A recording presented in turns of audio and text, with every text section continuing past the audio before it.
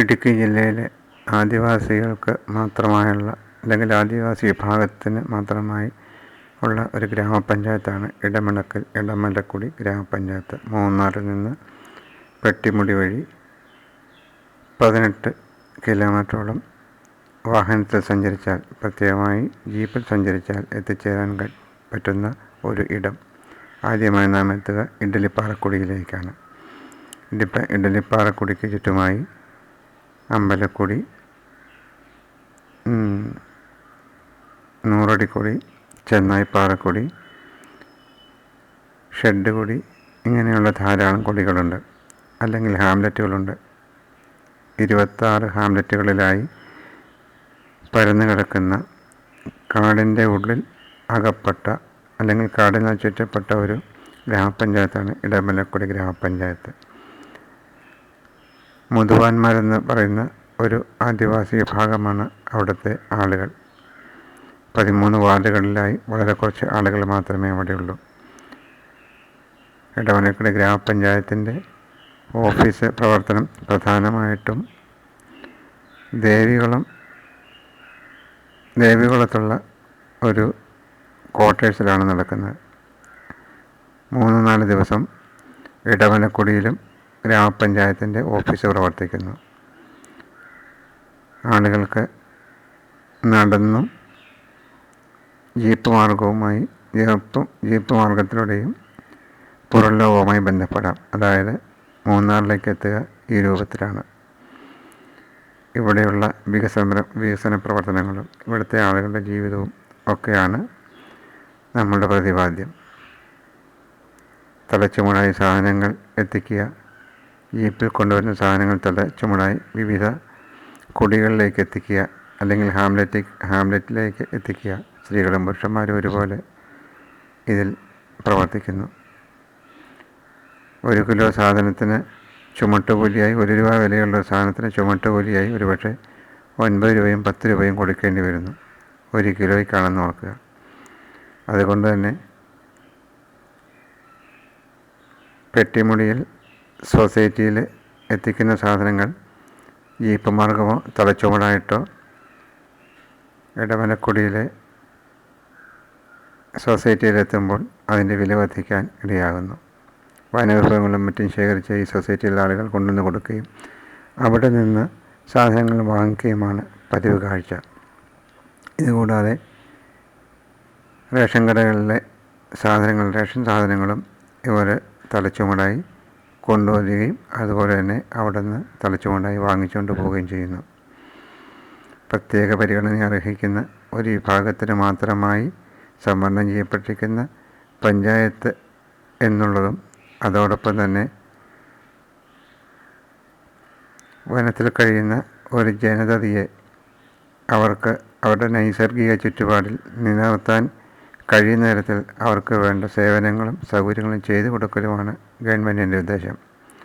ആ കാരണം കൊണ്ട് തന്നെ ആചാരങ്ങളോ ആചാരവിശേഷങ്ങളോ ഹനിക്കപ്പെടാതെ അവരുടെ നൈസർഗികമായ ചുറ്റുപാടുകളിൽ അവർക്ക് ജീവിക്കാൻ ഉതകും വിധമുള്ള പദ്ധതികളും മറ്റും വിഭാവനം ചെയ്ത് അത് നടപ്പാക്കാനാണ് ഗ്രാമപഞ്ചായത്തിൽ ശ്രമിക്കാറുള്ളത്. ഓരോ ഊരുകളിലും ഒരു മൂപ്പനുണ്ടായിരിക്കും. അതോടൊപ്പം തന്നെ വാർഡുകളിലെ മെമ്പർമാരും ഉണ്ടാവും.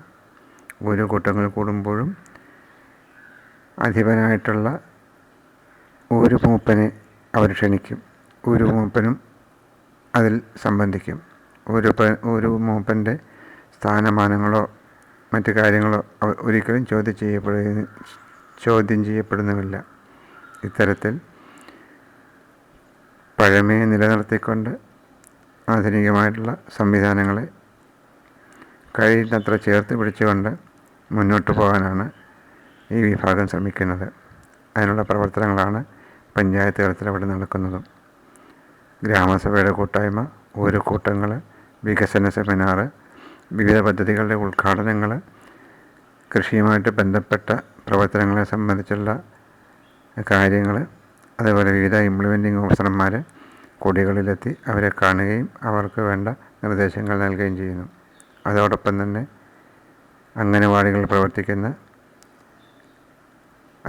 ജീവനക്കാർ ഊരുകളിലെ കാര്യങ്ങൾ മനസ്സിലാക്കി അവർക്കുള്ള ക്ഷേമ പ്രവർത്തനങ്ങൾ നടത്താനും പ്രത്യേകം താല്പര്യം കാണിക്കുന്നുണ്ട്.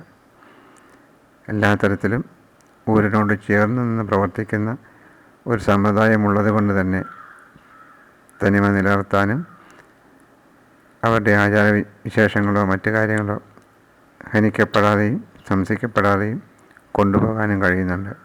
എങ്കിലും വിദ്യാഭ്യാസപരമായും മറ്റും മുന്നിലെത്തുന്ന പല കുട്ടികളും ജോലി നേടിയിട്ടുള്ള പല ആളുകളും ഊരിലേക്ക് തിരിച്ചു വരാത്ത ഒരവസ്ഥയും അടുത്ത കാലത്തായി കാണുന്നുണ്ട്.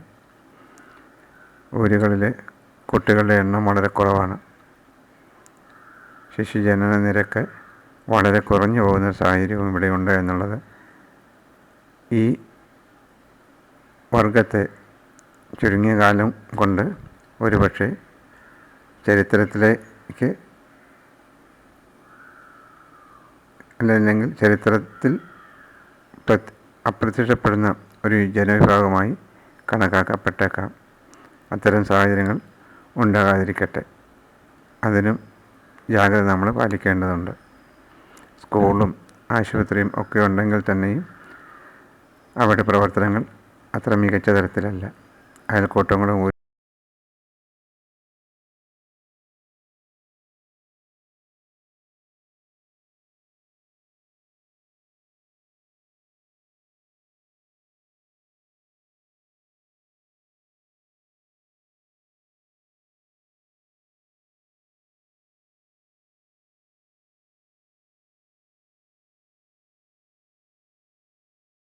ഒരു മൂപ്പന്മാരുമായി സംസാരിച്ചാണ് പല കാര്യങ്ങളും സംഭരിക്കാൻ കഴിഞ്ഞിട്ടുള്ളത്. പഴമയും പുതുമയും അവർ പ്രത്യേകമായി എടുത്തു പറഞ്ഞിരിക്കുന്നു.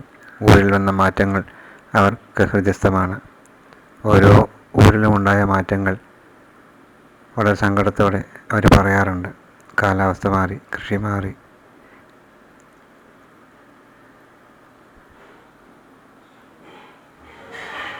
ഒരു ചെക്ക് ഡാമായിരുന്നു നിർമ്മിച്ചു. പക്ഷേ അത് വേണ്ട രൂപത്തിൽ പ്രയോജനപ്പെടുത്താൻ കഴിഞ്ഞിട്ടില്ല. ചെളി വന്ന് അടിഞ്ഞിരിക്കുന്നു.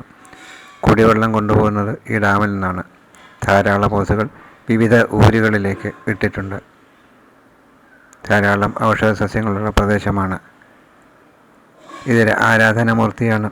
കൃഷിയിടങ്ങളിലേക്ക് പോകുന്നതിന് മുമ്പ് അവരിവിടെ ആരാധന നടത്തുന്നു. ഒരു ക്ലബ്ബ്. വീടുകളെല്ലാം ഈറ്റയും ഈറയും ഉപയോഗിച്ച് നിർമ്മിച്ചവയാണ്. കാട്ടുകമ്പും ഉണ്ട്. എല്ലാം വളരെ പഴയ രീതിയിൽ തന്നെ. മെയ്യുന്നതിന് ചില സ്ഥലത്ത് ഷീറ്റുകൾ ഉപയോഗിച്ചിരിക്കുന്നു. പലതും വളരെ ശോചനീയമായ അവസ്ഥയിലാണ്. കൃഷി പണിക്ക് പോകുന്ന ഒരു ആദിവാസി യുവതി. കൊട്ടയും മട്ടിയും അവർ തന്നെ നിർമ്മിച്ചത്. ഊരുകളിൽ എവിടെ പോയാലും കുടികളുടെ മുമ്പിൽ വലിയൊരു വിറക് കൂമ്പാരം കാണാം. വർഷകാലത്ത് തീയിരിക്കുന്നതിന്, വീട് ചൂടാക്കി വയ്ക്കുന്നതിന്. ക്ലബ്ബാണ്, പഠന ക്ലബ്ബ്. പുതിയ വീടൊരെണ്ണം നിർമ്മാണത്തിലിരിക്കുന്നു. കാട്ടുകമ്പും ഈറ്റ ഇലയും ഉപയോഗിച്ചിരിക്കുന്നു. ക്ലബിൻ്റെ മുൻവശത്തൊരു ക്യാരം ബോർഡുണ്ട്, കുറച്ച് കസേരകളും. സർക്കാർ നൽകിയതാണ്. ഇതും കൃഷിയിടത്തിലേക്കുള്ള വഴിയിലെ ഒരു ആരാധനാമൂർത്തി. പുതിയ വീടുകൾ പലതും ഗവൺമെൻറ് വെച്ച് കൊടുക്കുന്നുണ്ട്.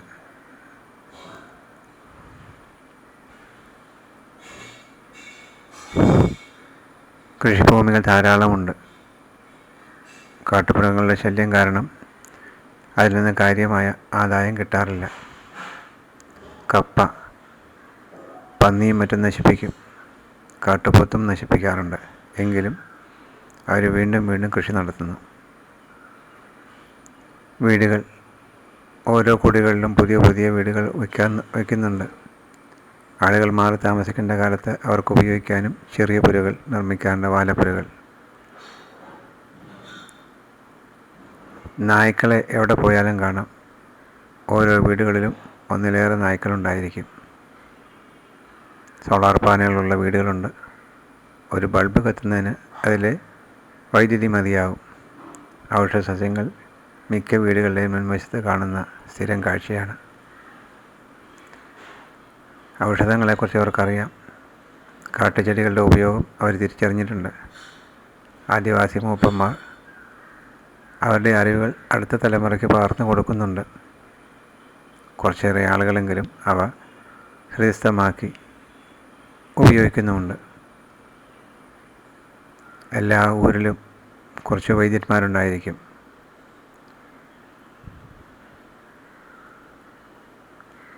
ഊരുകളിലെ കുട്ടികൾ പഠനം നടത്തി ഊരുകളിലേക്ക് തിരിച്ചു വന്ന കുട്ടികളുമുണ്ട്. ഹൈസ്കൂൾ പഠനം അവർക്ക് ഒരു സ്വപ്നം മാത്രമാണ്. അയൽക്കൂട്ടങ്ങൾ കൂടുന്നതും ഇതുപോലുള്ള വീടുകളിലാണ്.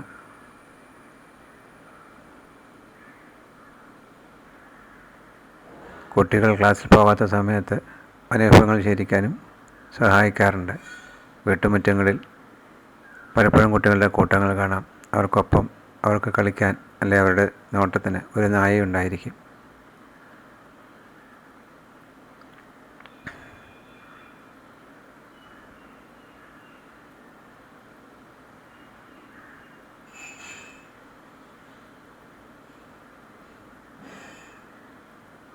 ആയുധങ്ങൾ ഉപയോഗിക്കാൻ ചെറുപ്പത്തിലേ പഠിക്കുന്നു. ഇതൊരു വീടിൻ്റെ തറയാണെന്ന് സങ്കല്പം. ഏതോ കരാറുകാരൻ നിർമ്മിച്ചു കൊടുക്കാൻ ഉദ്ദേശിച്ച ഒരു വീടിൻ്റെ തറ പണം പറ്റിയ അയാൾ അവിടുന്ന് കൈയൊഴിഞ്ഞു.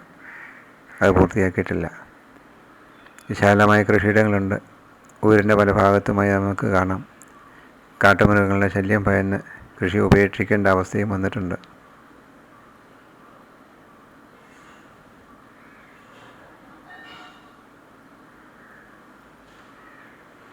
വനത്തിൻ്റെ ഒരു കോണിൽ ഒരു ഓർമ്മത്തെറ്റ് പോലെ അവശേഷിക്കുന്ന ഒരു ജനസമൂഹം. പ്രകൃതി വിഭവങ്ങൾ ഉപയോഗിച്ച് മാത്രം ജീവിക്കുന്നവർ. കാട്ടുചോലയും കാട്ടിലെ വനവിഭവങ്ങളും ആണ് അവർക്ക് ആധാരമായിട്ടുള്ളത്. തകര ഷീറ്റ് മേഞ്ഞ വീടുകളുമുണ്ട്. പുല്ല് മേഞ്ഞവയുണ്ട്. തകര ഷീറ്റ് മേഞ്ഞ വീടുകൾ ഭയങ്കര ചൂടാണ്. അതിൻ്റെ ഉള്ളിൽ കഴിയാൻ ആളുകൾക്ക് വിഷമമാണ്. പഞ്ചായത്തിൻ്റെ പദ്ധതി വല്ലതുമുണ്ട്. പക്ഷേ അതിൽ നിന്നും കിട്ടുന്ന പല കാര്യങ്ങളും നടപ്പിലാക്കാൻ കഴിയുന്നില്ല എന്നുള്ളൊരു സത്യവുമുണ്ട്. ഇത് പഞ്ചായത്തിൻ്റെ കുളമാണ്. ജലസേചനത്തിന് പണ്ടെങ്ങോ നിർമ്മിച്ചു. കാര്യമായ ഉപയോഗമില്ല. നെൽവയലുകൾ പല ഭാഗത്തായുണ്ട്. പാരമ്പര്യ രീതിയിലുള്ള കൃഷിയും നടക്കുന്നു. വന്യമൃഗങ്ങൾ അവയെ നശിപ്പിക്കുന്നു എന്നുള്ള ഒരു സത്യം. കാവൽമാടം ഓരോ പാടത്തിനോടും ചേർന്നുണ്ടാവും. അതിൽ അന്തി ഉറങ്ങുക പ്രായമായവരും പുരുഷന്മാരുമായിരിക്കും. അവരാണ് കാട്ടുമൃഗങ്ങളെ ആട്ടി ഓടിക്കുന്നത്. കാടിൻ്റെ ഓരോ സ്പന്ദനവും തിരിച്ചറിയുന്ന മൂപ്പന്മാരും ചെറുപ്പക്കാരുമുണ്ട്. കളിസ്ഥലം. കുട്ടികൾക്ക് ക്രിക്കറ്റ് കളിക്കാനും ഫുട്ബോൾ കളിക്കാനും ഏറെ താല്പര്യമുണ്ട്. അവരിവിടെ ഒത്തുകൂടുന്നു.